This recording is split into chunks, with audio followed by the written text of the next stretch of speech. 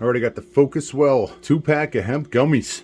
60 per container, 120 total count. These were sent to me for evaluation purposes so I could show them to you, but all opinions are going to be my own. And good timing has it worked out because I'm on day 7 of COVID right now. And I've been using these to help me fall asleep at night. A couple of things about these. The serving size on these is 2 gummies. First off, they smell awesome. They look like traditional gummy bears in a sense, maybe. Yeah, they look exactly like traditional gummy bears. The texture is a little bit different than your like Haribo or Black Forest. These things actually taste fantastic.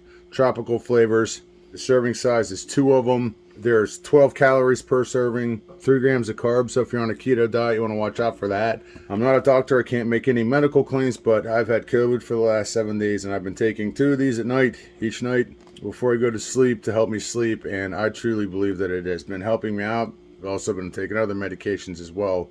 These things are also rich in omega-3, 6, and 9, it says on here. Made from organic hemp, and we have 400 milligrams of hemp oil extract. One thing I'd like to point out is if you have any kids in the house, these do look like gummy bears. So be careful that this is separated from, anything they might be able to get into.